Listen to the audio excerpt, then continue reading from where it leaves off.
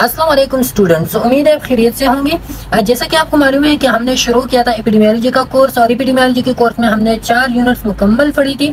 5-6 unit में हमने शुरू किया था, 3 पार्ट्स हमने पढ़ी थी। 3 पार्ट में पहले वाले पार्ट में हमने रेट्स, रेशो और प्रोपोर्शन की बात की थी। दूसरी पार्ट में फिर हमने इंसिडेंस रेट और इंसिडेंस कम्युलेटिव इंसिडेंस की बात की थी। तीसरी पार्ट में हमने फिर पॉइंट प्रेवेलेंस और पीरियड प्रेवेलेंस की डिटेल से डिस्कशन करवाई थी। आज वाली पार्ट में जो है ना हम पढ़ते हैं रिस्क को। रिस्क क्या होता है, रिस्क के फिर टाइप्स क्या है, किस तरह हम रिस्क को जो है ना वो मालूम करवाएंगे। ओके, तो इससे जितने पहले लेक्चर्स हो चुके हैं तो वो आपको हमारी चैनल की प्लेलिस्ट एपिडेमियोलॉजी में भी मिल सकते हैं। साथ में इसका लिंक डिस्क्रिप्शन में भी मौजूद है, उधर से भी आप देख सकते हो। तो चलते हैं अपनी वीडियो की तरफ। लेकिन वीडियो पे जाने से पहले आपसे रिक्वेस्ट है, अगर आप हमारे चैनल पे नहीं हो तो चैनल को जरूर सब्सक्राइब करें, फ्रेंड के साथ इसको जरूर शेयर करवाएं। सबसे पहले रिस्क है क्या, तो रिस्क हम कहते हैं कि एक्सपोज समथिंग टू डेंजर। किसी चीज को आप डेंजर के लिए एक्सपोज करवाओ तो उस एक्सपोजर को हम कहते हैं क्या, रिस्क कहते हैं कि ये चीज जो है ना ये रिस्की है, मतलब एट रिस्क कंडीशन है। क्यों एट रिस्क है, क्योंकि ये डेंजर को एक्सपोज है। ओके, रिस्क हम कहते हैं the likelihood that an individual will contract a disease. जब आप एपिडेमियोलॉजी की बात आती है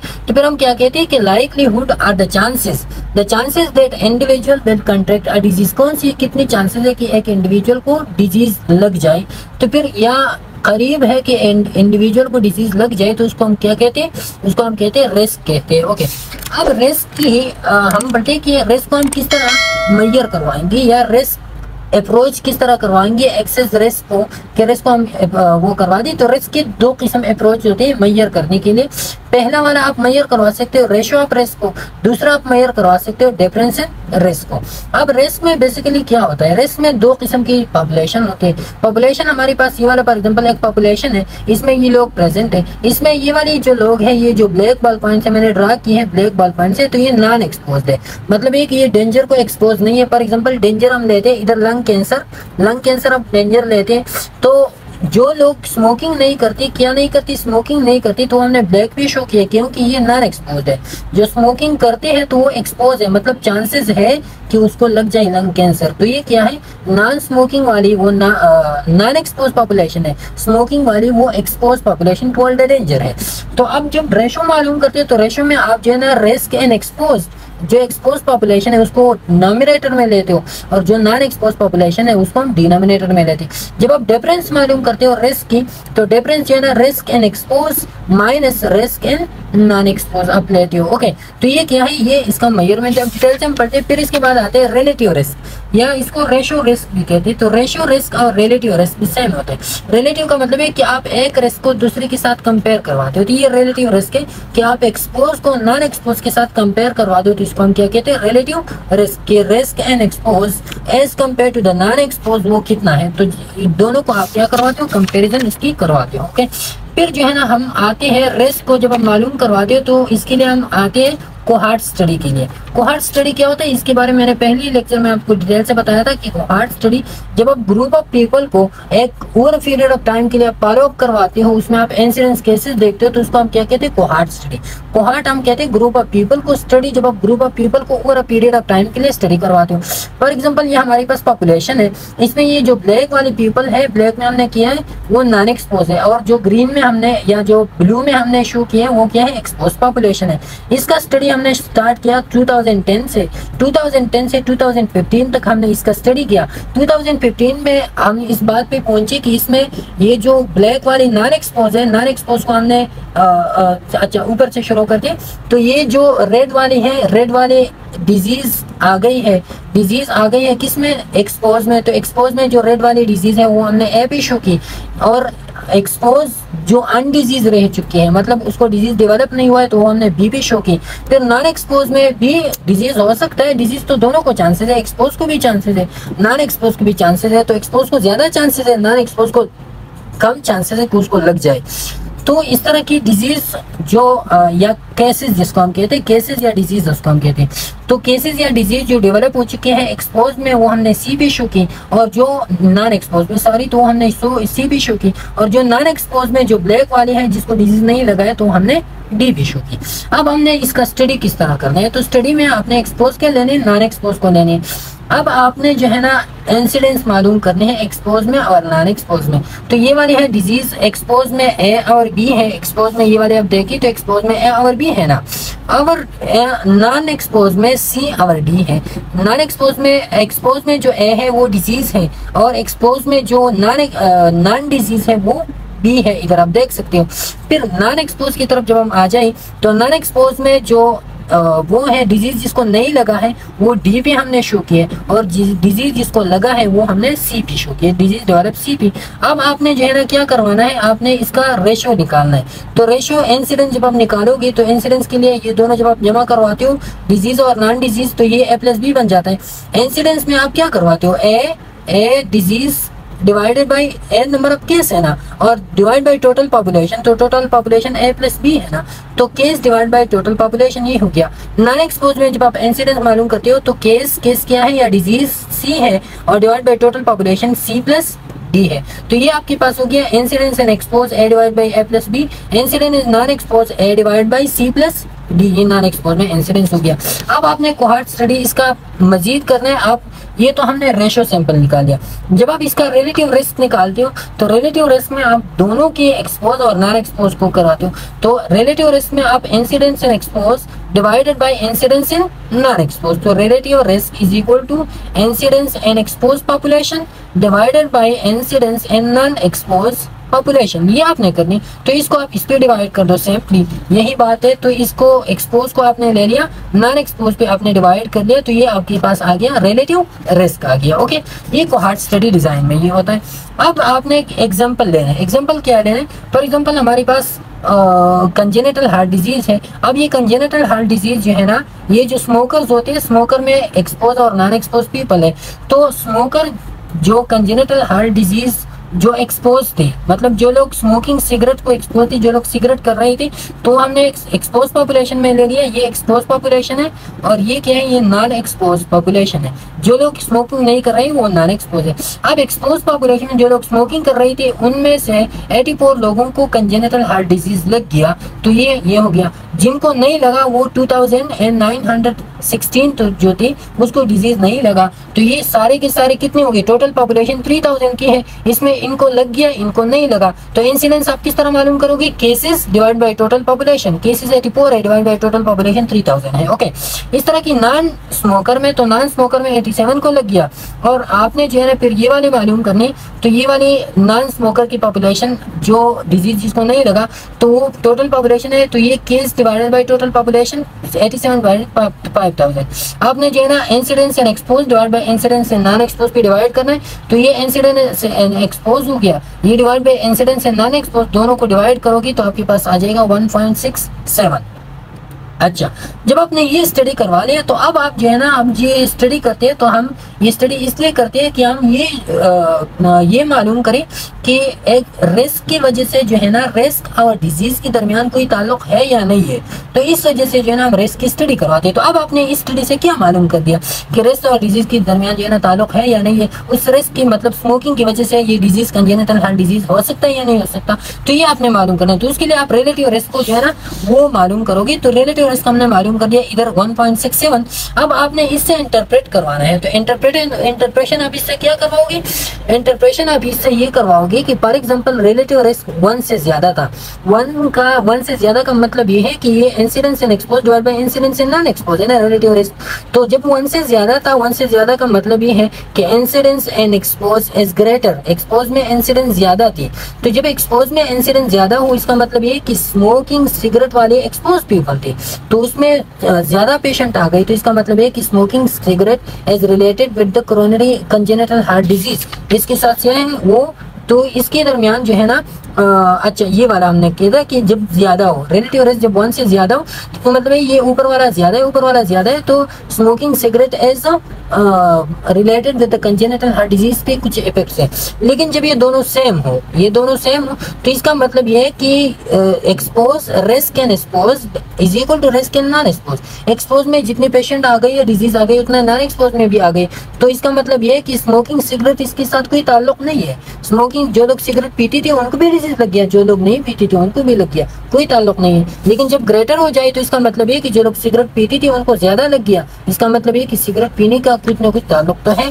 फिर इसके बाद अगर रिलेटिव रिस्क लेस आ जाए 1 से, तो इसका मतलब ये है कि आपके एक्सपोज केसेस कम आ गए, आपके नॉन एक्सपोज में केसेस ज्यादा आ गए। तो इसका मतलब क्या हो गया कि नॉन एक्सपोज में जब केसेस ज्यादा आते हैं तो इसका मतलब ये है कि आपका जो सिगरेट स्मोक जो लोग नहीं कर रहे थे, तो जो लोग नहीं कर रहे थे उनको डिजीज लग गया, और जो लोग सिगरेट स्मोकिंग कर रहे थे उनको तो डिजीज ज्यादा नहीं लगा। तो इसका मतलब ये है कि स्मोकिंग सिगरेट की वजह से जो है इन लोगों को डिजीज ज्यादा नहीं लगा, लेकिन जिन लोगों ने सिगरेट स्मोकिंग नहीं कर रहा था उनको डिजीज ज्यादा लगी। तो इसका मतलब ये है कि फिर ये वाली जो एसोसिएशन है ये प्रोटेक्टिव है, मतलब है कि स्मोकिंग सिगरेट फिर आपके हेल्थ को प्रोटेक्ट करवाते हैं उस डिजीज से, इसी वजह से तो उधर डिजीज केसेस कम आ गए। तो फिर ये हम ये क्या करवाते हैं, ये मालूम हम करवाते हैं कि रिलेटिव रिस्क का जो है ना वो क्या है। तो इधर क्या है, इधर जो है ना रिलेटिव रिस्क ज्यादा आ गया है। ज्यादा आने का मतलब ये 1 से ज्यादा है। ज्यादा आने का मतलब ये है कि सिगरेट स्मोकिंग और कंजेनिटल हार्ट डिजीज के दरमियान लिंकेज है, इसी वजह से तो एक्सपोज में जो है ना केसेस ज्यादा आ गए हैं। ओके, अच्छा, फिर इसके बाद ये वाला तो हो गया इसका एग्जांपल जो आपने इंटरप्रिटेशन भी करवाते रिलेटिव रिस्क। अब एक दूसरा हम पढ़ते हैं आर्ट रेशो के बारे में। हम पढ़ते हैं आर्ट रेशो हमको क्या करवाते हैं, association between exposure and outcomes, expose outcome. अब उधर जो है ना हमने एक्सपोज और नॉन एक्सपोज दोनों का डिजीज के साथ जो है ना ताल्लुक जोड़ता था, किस चीज में, रिलेटिव रिस्क में। रिस्क आर्ट रेशो में हम सिर्फ क्या करवाते हैं, आर्ट रेशो में हम एक्सपोजर को लेते हैं और नॉन एक्सपोज को हम एस्केप करवाते हैं। तो एक्सपोजर और आउटकम्स के दरमियान अब फार्मूला इसका क्या है, AD डिवाइड बाई BC। तो ये उसका एक्सपोज पॉपुलेशन है, ये नॉन एक्सपोज पॉपुलेशन है। एक्सपोज में ये वाले A है जिसको जो है डिजीज लग गया है, ये C है नॉन एक्सपोज में जिसको डिजीज लग गया है। एक्सपोज में ये वाले B है जिसको डिजीज नहीं लगा है, और D है जिसको डिजीज नहीं लगा। तो ये फार्मूला अब हमने निकालना है। ये किस तरह हम निकालेंगे, ये आप इधर देखते हैं। सबसे पहले आपने जो है ना इंटरप्रेटिंग आर्ट्स, आर्ट को जो है ना आप क्या लेते हो, आर्ट्स रेशो के बारे में आप क्या जानते हो। तो आर्ट रेशो क्या होता है, as often known as the ratio of money that may be 1 versus the amount of money bet. ये क्या होता है, आर्ट जिसको हम कहते हैं चांस जिसको मुश्किलात कहते हैं या जिसको तफरीक कहते हैं, जिसको हम सिंपली कहते हैं चांस का मतलब ये कि आपने इन पैसों पे ये 5 उंगलियों पे आपने शर्त लगा लिया, तो इन 5 उंगलियों में आपने 3 जीत ली, 2 आपने नहीं जीती, तो जीती और नहीं जीती, ये क्या है, ये आर्ट है। आर्ट में आप क्या मालूम करते हो, कितना आपने विन कर दिया, कितना आपने लॉस कर दिया। तो ये क्या है, ये आर्ट रेशियो जिसको हम कहते हैं। स्टेटिस्टिक्स में हम आर्ट को क्या कहते हैं, स्टेटिस्टिक्स में हम आर्ट को सिंपल प्रोबेबिलिटी कहते हैं। प्रोबेबिलिटी क्या होता है कि whether the event will occur और नॉट, इवेंट अकर होगा या नहीं होगा, तो इसको हम कहते हैं सिंपल प्रोबेबिलिटी। एग्जांपल इसका क्या है, एग्जांपल फॉर एग्जांपल 100 बर्थ हो जाए, तो 100 बर्थ में प्रोबेबिलिटी हम ये कहते हैं कि डिलीवरिंग बेबी बॉय, अगर बच्चा लड़का हो तो 51% चांसेस कि लड़का हो और 49% चांसेस कि लड़की हो, तो दोनों की प्रोबेबिलिटी हो गई 51 और 49। जब आप इसकी प्रोबेबिलिटी या आर्ट्स मालूम करते हो तो 51 को आप डायरेक्टली डिवाइड करो 49 की, तो आपके पास इसका आर्ट 1.04 आ जाएगा। ओके, अब आपने जो है ना in simple terms an odds of an event can be calculated as number of event divide by number of non event. Simply आपने जो है ना event divided by non event पे डिवाइड करो, ये आपके पास आर्ट आ जाएगा। अगर होता है या नहीं होता, ये सिंपल आपके पास क्या है, आर्ट रेशो है। ओके, अब इधर जो है ना art ratio calculating risk in a cohort study. अब जो है ना आर्ट रेशो की तरफ हम चलते हैं। आर्ट रेशो आप किस तरह मालूम करोगे, तो सबसे पहले आपने कोहॉर्ट स्टडी में क्या करवा दिया, आप सबसे पहले रिस्क को मालूम करोगे। तो रिस्क को आप किस तरह मालूम करते हो, रिस्क को ये एक्सपोज पॉपुलेशन अनएक्सपोज है। एक्सपोज में जब आप मालूम करते हो रिस्क को, तो A divide by A plus B, जैसा कि हमने उधर पढ़ा था, या प्रोबेबिलिटी या risk and exposed population same चीज है। प्रोबेबिलिटी या risk and exposed population A divide by A plus B, तो ये A है A divide by A plus B। And non expose में C divide by C plus D, ये हो गया नॉन एक्सपोज में, जिससे कि हमने पहली डिटेल से डिस्कस करवा दी इसको। अब आपने क्या करवाना है, अब ये वाला क्या है, ये प्रोबेबिलिटी या रिस्क है। ओके, इसको हम प्रोबेबिलिटी भी कहते हैं, रिस्क भी कहते हैं। लेकिन जब आप आर्ट्स को मालूम करते हो, तो आर्ट को हमने कहा कि वेदर द इवेंट अकर और not, occur divide by not occur, simply इस तरह लिखना है। तो इधर एक्सपोज में जब आप प्रोबेबिलिटी को आर्ट्स को मालूम करते हो, तो ये डिजीज अकर हुआ है, ये नहीं हुआ है, तो अकर डिवाइड बाय नॉट अकर, या event happen divide by not happen, तो ये event happen A divide by even not happen, ये B हो गया। जैसे कि मैंने आपको बताया था कि आर्ट रेशो में हम नॉन एक्सपोज को क्या करवाते हैं, उसको खत्म करवाते हैं। तो इधर आपने जो है ना क्या करवा दिया, जिसमें डिजीज डेवलप हो गया, जिसमें नहीं डेवलप हो गया, तो develop divide by non develop, total population को आपने फिर नहीं लेना है डिनोमिनेटर में। इधर जो है ना आर्ट एंड नॉन एक्सपोज में आप क्या करवाते हो, नॉन एक्सपोज में C divide by D, sample C को DP डिवाइड करवा दो। तो ये आर्ट रेशो नॉन एक्सपोज हो गया। अच्छा, अब आपने कोहार्ट स्टडी में जो है ना आर्ट रेशियो को आपने जब मालूम करवाना है तो art ratio in expose total cohort study में, ये तो आपने सिर्फ एक्सपोज और नॉन एक्सपोज में आपके पास A/B आ गया और नॉन एक्सपोज में आपके पास C/D आ गया। आर्ट रेशियो जब हम मालूम करते हो टोटल कोहार्ट स्टडी में तो आप expose divide by non expose को करवाओगे। एक्सपोज आपके पास क्या है, A/B है, non expose divide by art ratio and the non expose develop the disease. तो नॉन एक्सपोज में क्या है, C/D है, तो दोनों को आपने एक दूसरे को डिवाइड करना है, A/B डिवाइड बाय C/D। ये आप उधर करवा लो तो ये उल्टा हो जाएगा, तो ये D/C हो जाएगा, क्रॉस में चला जाएगा, तो ये हो गया AD, दोनों को मल्टीप्लाई करो AD और डिवाइड बाय BC।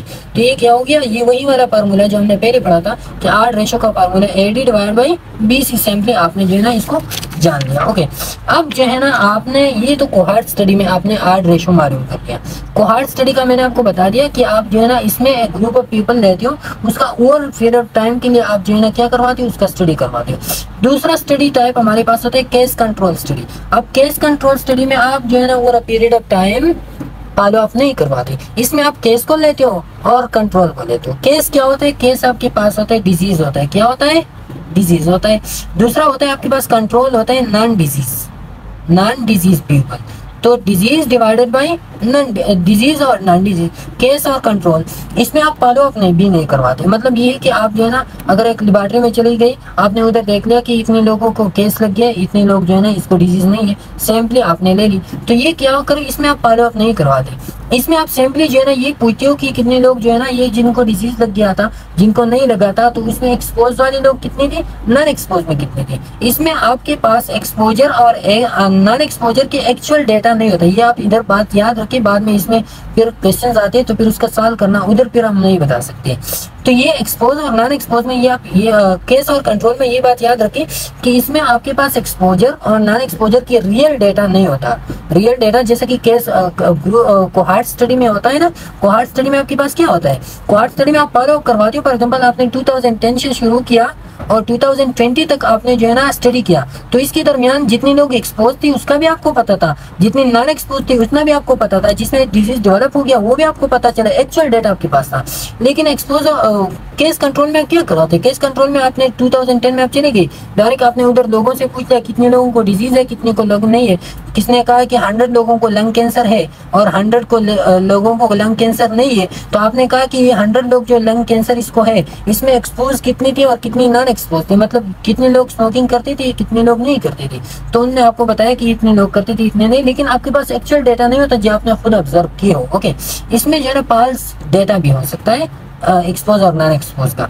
तो इसी वजह से फिर इस पे बाद में हम डिस्कस करवा लेंगे कि आप किसके ड्रॉबैक क्या होते हैं, इससे कौन सी प्रॉब्लम क्रिएट होते हैं।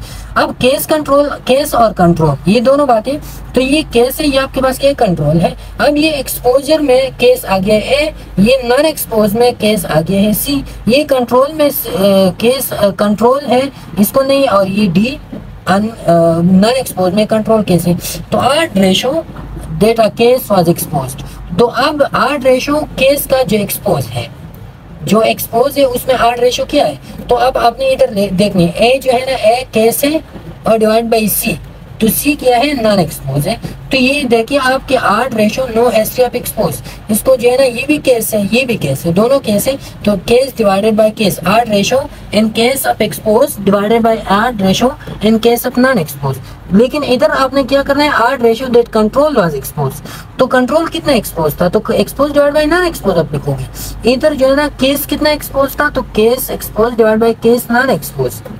इधर आप लिखोगे कि आर्ट डेटा कंट्रोल, तो control expose divide by control non expose. Control का असेंबली हमने बताया जिसको डिजीज नहीं लगा वो कंट्रोल होता है। ओके, तो ये क्या होंगे, ये आपके पास आर्ट्स एंड द केस का expose, arts and the control expose. Okay, ये वाला असेंबली आपके पास आ गई, वही की वही बात फिर है। तो अब आपने क्या करना है, आर्ट रेशियो जब मालूम करते हो तो arts and the case control expose divide by arts that control was expose, तो ये दोनों आपने एक दूसरे पे डिवाइड कर दिए। इधर इन दोनों को डिवाइड कर दिया तो आपके पास क्या आ जाएगा, आपके पास आ जाएगा ये वाला कहानी, वही की वही बात है simply. odds in case that was exposed on is odds in control that was exposed। ये दोनों आपने एक दूसरे पे मल्टीप्लाई कर दी, साथ में आपके पास ये वाला फार्मूला आ गया।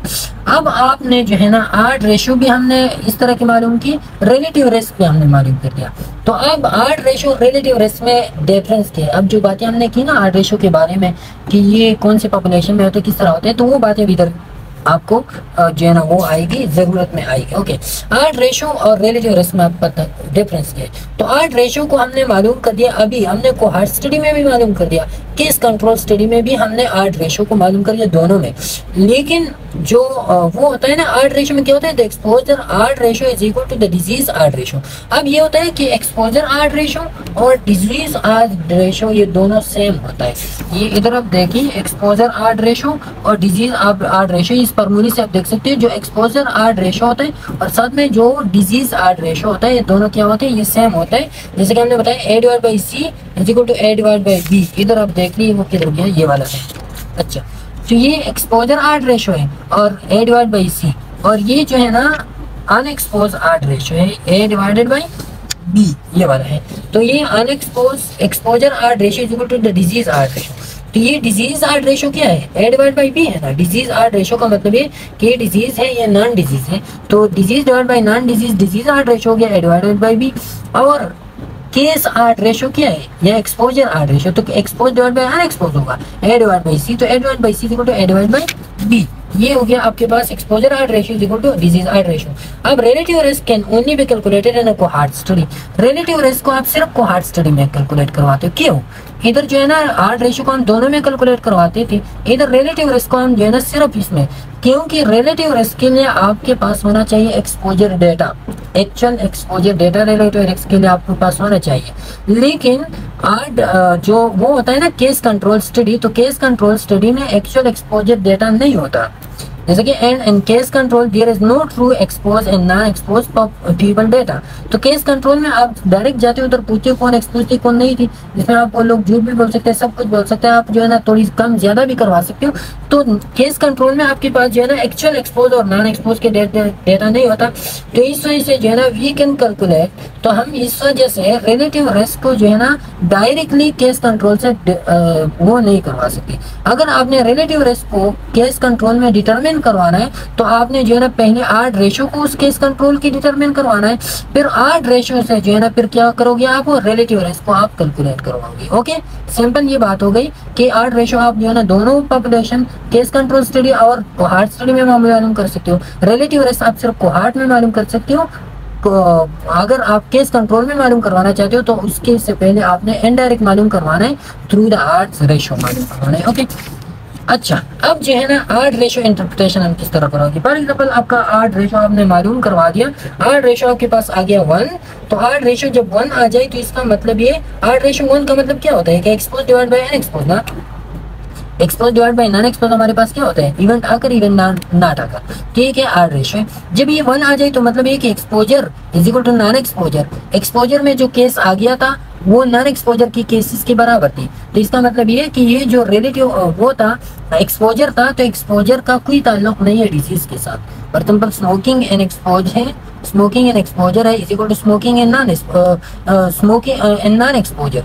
सॉरी, ये lung cancer and exposure is equal to lung cancer and non exposure.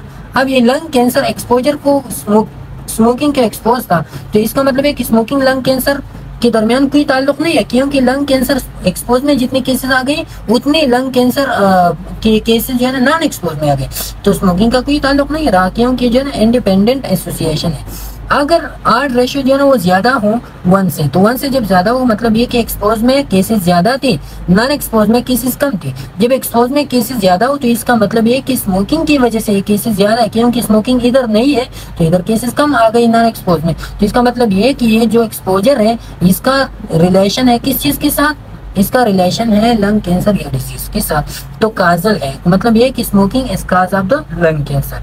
जब लेस आ जाए 1 से तो इसका मतलब ये कि नॉन एक्सपोजर में केसेस जो है ना वो ज्यादा थे और एक्सपोजर में केसेस कम थे। तो इसका मतलब ये कि एक्सपोजर में केसेस कम क्यों थे, ये इसलिए कम थी कि इधर स्मोकिंग था, इधर इसलिए ज्यादा थी कि इधर स्मोकिंग नहीं था। तो इसका मतलब ये कि स्मोकिंग ने इस केसेस को कम करवा लिया, स्मोकिंग ने इधर कम नहीं करवा लिया। तो इसका मतलब ये हुआ कि smoking is directly related is protective role, smoking protect करवाता है एक्सपोजर को लंग कैंसर से। तो ये वाला इसका वो हो गया। अब हम दूसरा पढ़ते, दो रिस्क हमने पढ़े, रिलेटिव रिस्क पढ़ा, आर्ट रेशो, और अब हम पढ़ते हैं एट्रीब्यूटेबल रिस्क। अब एट्रीब्यूटेबल के नाम से आप जानते हो कि वो रिस्क जो कोई किसी को एट्रीब्यूट करे, किसी को डोनेट करे कि ये रिस्क जो है ना ये आपका है, मेरा इसके साथ कोई ताल्लुक नहीं है। इसको हम क्या कहते हैं, इसको एट्रीब्यूटेबल रिस्क कहते हैं। एट्रीब्यूटेबल रिस्क क्या होता है, as a measure of excess risk that is attributed to the exposure. अब ये नॉन एक्सपोजर कहते हैं कि ये वाला जो रिस्क है ना ये आपका है, इसके साथ मेरा कोई ताल्लुक नहीं, इसमें मुझे न डालो। एक्सपोजर के साथ जो एक्सेस ऑफ रिस्क होता है तो उसको हम क्या कहते हैं, एट्रीब्यूटेबल रिस्क। अभी हम पढ़ेंगे, आपको समझ आ जाएगा। Attributable risk in the expose group is equal to the difference between the incidence in the expose group and the incidence in non expose. तो जब आप इंसिडेंस इन एक्सपोज को मालूम करते हो और divide by incidence in non expose, difference in non expose, तो इससे हमारे पास आएगा एट्रीब्यूटेबल रिस्क। किस तरह आएगा, इधर हम आपको थोड़ी सी वो समझाते हैं इसमें। अच्छा, तो ये है नॉन एक्सपोज है, ये एक्सपोज पॉपुलेशन है। अब आप देखिए ये वाला जो एक्सपोज पॉपुलेशन है इसमें रिस्क आ गया 50% रिस्क है। ये वाला केसेस आ गए इधर, ये वाला रिस्क इधर 50% है। इधर जो नॉन एक्सपोज है ऑलरेडी इसमें तो रिस्क कम होगा ना, क्योंकि नॉन एक्सपोज है, तो इसमें आ गया 25%। अब ये वाला जो रिस्क है जो 25 से ज्यादा है एक्सपोजर में, तो एक्सपोजर और नॉन एक्सपोजर दोनों सेम ही पॉपुलेशन में होते हैं। तो 50% का मतलब है कि इसमें 25% जो है ना नॉन एक्सपोज लोग भी इन्वॉल्व हैं। तो ये जो 25% डेटा है ये एक्सपोज कहता है कि ये डेटा ये मेरा नहीं है। ये जो नीचे वाला 25 है ना ये क्या है, ये एक्सपोज के वजह से नॉन एक्सपोज का है। और ये जो ऊपर वाला ये रह गया तो ये क्या है, ये एक्सेस है, ये वो ज्यादा चीज है जो एक्सपोज के साथ है, जो नॉन एक्सपोज के साथ ये नहीं है। इधर आप देखिए ये इंसिडेंट ड्यू टू एक्सपोजर ये वाला है, ये और ये incident due to non exposure ये जो आ गया, तो ये नॉन एक्सपोजर की वजह से इंसिडेंस आ गई, क्योंकि नॉन एक्सपोजर ये वाला पॉपुलेशन था। तो इसकी सेम आएगा इंसिडेंस इन नॉन एक्सपोजर, ये वाला आ गया इंसिडेंट एक्सपोजर। तो अब जो है ना ये वाला जो एक्सेस है नॉन एक्सपोज से एक्सेसिव डेटा इसके साथ या एक्सेसिव रिस्क है, तो उसको हम कहते हैं एट्रीब्यूटेबल रिस्क, हम इसको कहते हैं। अब आपने किस तरह मालूम करना है, तो सिंपली आपने ये वाला इससे माइनस करवाना है। आपके पास ये वाला इससे माइनस करवा दो, ये वाला अगर 25 है तो 25 को 50 से माइनस करो तो सिंपली आपके पास क्या आ जाएगा, आपके पास एट्रीब्यूटेबल रिस्क आ जाएगा। एट्रीब्यूटेबल रिस्क का हमने बता दिया कि incidence in expose minus incidence in non expose, आपके पास आ जाएगा एट्रीब्यूटेबल रिस्क आ जाएगा। अब जो है ना आपने रेशियो किस तरह मालूम करना है या रिलेटिव रिस्क आपने किस तरह मालूम करना है, तो risk incidence in expose divide by incidence in non expose, ये एट्रीब्यूटेबल रिस्क हो गया। अब जो है ना आपने प्रोपोर्शन अगर लेनी है तो incidence in expose minus incidence in non expose divide by total. तो टोटल क्या है, expose incidence in expose group है, ये वाला टोटल है ना। इधर आप देखिए ये टोटल, आप देखिए ये एक्सपोज ग्रुप है तो इंसिडेंस इन एक्सपोज टोटल है ये वाला। तो ये आपको पास आ गया कि incidence in expose minus incidence in non expose divide by total. Total क्या है, इंसिडेंस इन एक्सपोज है। ओके, तो ये आपके पास रिलेटिव एट्रीब्यूटेबल या प्रोपोर्शनल एट्रीब्यूटेबल रिस्क आ जाएगा। अब रिलेटिव एट्रीब्यूटेबल रिस्क वही की वही बात है, जब अपने परसेंटेज में मालूम करना है तो रिस्क पर एक्सपोज माइनस रिस्क पर non expose divide by risk पर एक्सपोज मल्टीप्लाइड बाय 100, ये आपने जो है ना परसेंटेज में इसको मालूम करवाना है। अब आपने कोहार्ट स्टडी है, कोहार्ट स्टडी में आप जो है ना एट्रीब्यूटेबल रिस्क को मालूम करवाते हो तो क्या करोगे आप, ये वाला जो है ना आपके पास डेवलप डिजीज है, ये एक्सपोज ग्रुप है, ये याद रखिए, ये एक्सपोज है, ये नॉन एक्सपोज है। ओके, ये लोग स्मोकिंग करते एक्सपोज है, ये लोग स्मोकिंग नहीं करते, ये क्या है, नॉन एक्सपोज है। अच्छा, ये वाले जो स्मोकिंग करते एक्सपोज ग्रुप है इसमें डिजीज आ गई 84, जो स्मोकिंग नहीं करते उसमें 87 आ गया। इसमें जिसको डिजीज नहीं लगी वो इतनी है, जिसको डिजीज नहीं लगी वो इतनी है नॉन एक्सपोज में। टोटल पॉपुलेशन 30,000 इधर था, 5,000 इधर था। अब इंसिडेंस इन डिजीज आपने मालूम करनी है तो क्या करोगे आप, incidence in disease through art ratio, तो इसको जो है ना सिंपली आप इसको डिवाइड करवा दो 84 डिवाइडेड बाय 29,000, तो ये इंसिडेंस इन डिजीज है। लेकिन इधर जो है ना थ्रू आर्ट रेशो सिंपली आपने मालूम करवा दी 84 डिवाइड बाई 2916, और इसको जो है ना आप 1000 में मालूम करवाना चाहती हूँ, जैसा कि मैंने कांस्टेंट के बारे में आपको बताया था, जो कांस्टेंट आप लगाना चाहते हो, तो इधर कांस्टेंट आप 1000 लगा दे, 1000 में आप मालूम करवाना चाहती हो तो 1000 के साथ मल्टीप्लाई करो, आपके पास आ जाएगा 28। तो 28 इंसिडेंट्स पर 1000 पीपल इधर आ गई।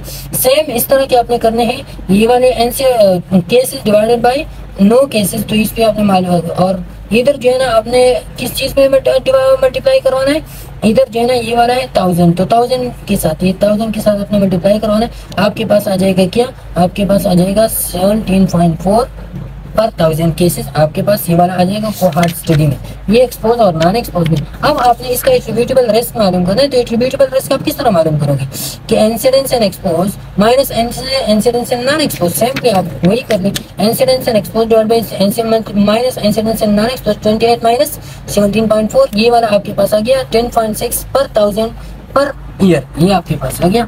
अब आपने प्रोपोर्शनल एट्रीब्यूटेबल रिस्क या रिलेटिव एट्रीब्यूटेबल रिस्क, तो डिवाइड बाय सेम की वही की वही कहानी होगी, लेकिन divide by incidence and smokers. Incidence कितनी थी total incidence and smoker are expose, वो 28 था, 28 पे आपने डिवाइड किया, 100 के साथ मल्टीप्लाई किया, आपके पास आ गया 37.9% आपके पास ये वाला आ गया। तो ये क्या था, ये आज का हमारा शॉर्ट लेक्चर था अबाउट द रिस्क, कि रिस्क को आपने जो है ना किस तरह मालूम करना है। फिर रिस्क के बाद आर्ट रेशियो पे आपने बता दिया। उम्मीद है आपको लेक्चर जो है ना वो पसंद आ गया होगा, समझ आ गया होगा। अगर फिर भी आपकी कोई क्वेश्चन वगैरह कोई क्वेरी हो तो आप कमेंट सेक्शन में आप पूछ सकते हो, हम आपको रिप्लाई देंगे इंशाल्लाह। फिर नेक्स्ट लेक्चर पे मुलाकात होगी, तब तक के लिए इजाजत दीजिए, अल्लाह।